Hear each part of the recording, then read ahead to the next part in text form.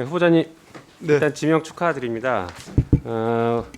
우리 인사청문회가 다양한 것들을 후보자님의 다양한 도덕성이나 인품이나 자질들, 업무 정책에 대한 어떤 능력 이런 것들을 검증을 해야 되는 절차입니다. 본 의원이 그 후보자님과 짧지만 그래도 법사위 활동을 해 오면서 경험으로 비춰봐서 후보자님의 도덕성과 인품에 대해서는 본 의원은 매우 긍정적으로 높게 평가를 하고 있습니다. 따라서 정책에 대한 다양한 좀 질의를 드리고자 합니다. 아까 먼저 얘기 나왔던 것들 먼저 말씀드려 보겠습니다. 아까 김학의 사건 관련해서 김진욱 공수처장이 인사청문회에서 이 사건이 절차적으로 문제가 있으면 절차적 정당성이 확보가 되지 않으면은 실체적 정당성도 없다라는 취지의 발언을 했다라는 것을 들으셨을 겁니다. 그런데 당시에 김진욱 처장은 이렇게도 답변했습니다. 검사가 내사 사건을 입건할 권한을 가지고 있다. 혹시 이 답변도 들으신 거 기억나십니까? 네, 비슷하게. 예.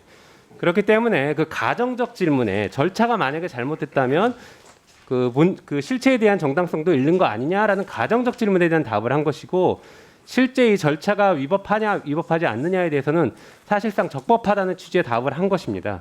네, 그래서 이 부분 먼저 좀 짚고 넘어가겠습니다. 자, 그리고 이제 본격적으로 정책과 관련해서 좀 질의를 드리겠습니다. 국민들이 기대하는 법무부의 역할이 참 많을 것 같습니다.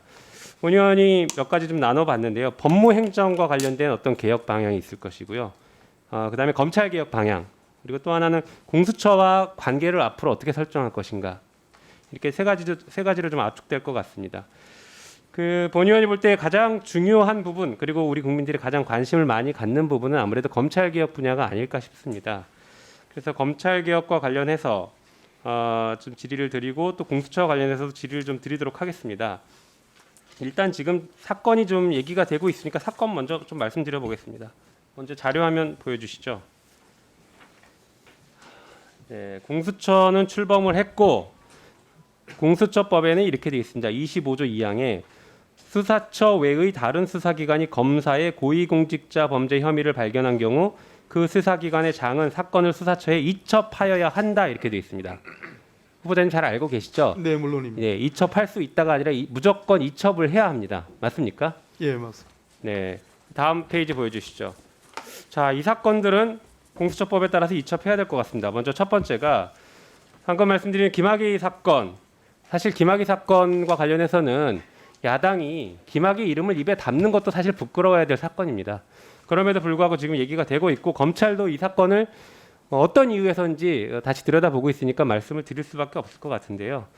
지금 이 사건으로 수원지검에서 이모 검사에 대해서, 그리고 이모 검사에 대해서 압수수색을 했고, 현재 검사들, 당시 과거사 조사에 관여됐던 검사들의 이름들이 나오고 있습니다. 이 사건 검사가 수사 대상이기 때문에 공수처 이첩해야 되지 않습니까? 네, 지금 공수처장이 임명이 됐고요. 현재 공수처 차장을 비롯해서 공수처 검사 인선 작업에 돌입을 했고, 존경하는 김용민 의원님 지적한 대로 공수처법에 의하면 현재 상태에서 공수처로 이첩하는 게 옳겠습니다.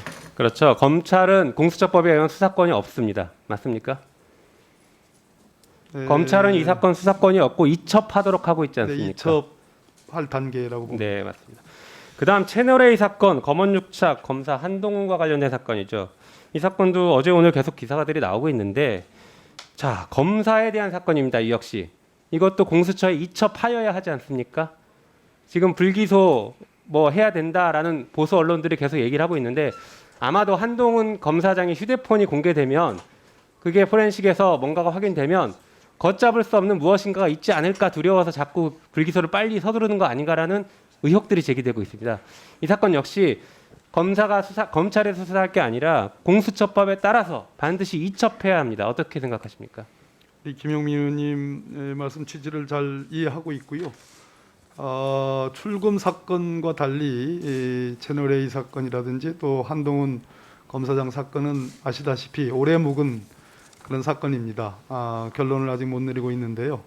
그 부분은 아시다시피 상당한 갈등을 노정했던 본 후보자가 바로 의원님 옆자리에 앉아 있을 때부터 많은 갈등을 노정했던 사건입니다. 그래서 그 부분만은 현재 입장에서 제 견해를 밝히기가 조금 어려운 점을 이해해 주시면 좋겠습니다. 알겠습니다. 그렇게 하겠습니다. 그다음 세 번째 윤석열 검찰총장의 부인 사건. 이 사건도 역시 공수처법에 따르면은 공수처 수사 대상이 맞습니다. 그렇지 않습니까?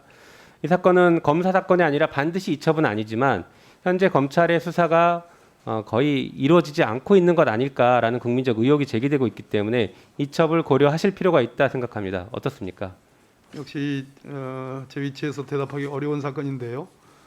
저는 수사를 기본적으로 하지 말라가 아니라 혐의가 있으면 해야 된다는 것이 제 소신이고 원칙입니다. 다만 모든 사건은 비교적 통일적 기준과 신속한 그러한 기준에 의해서 처리돼야 되는 만큼 그 사건 역시 엄중히 처리돼야 된다고 생각합니다. 네, 알겠습니다. 그 다음 화면 보여주시죠. 자, 이 사건은 우리 후보자님께서 그 윤석열 검찰총장에 대한 국정감사에서 발언하시고 윤석열 총장이 답변했던 그 내용들입니다. 자, 김봉현 씨로부터 술접대를 받았던 검사와 관련된 사건에서 윤석열 검찰총장은 사건이 진행되는 것을 봐서 사과하겠다 이렇게까지 얘기했는데 그 다음 장도 보여주시죠.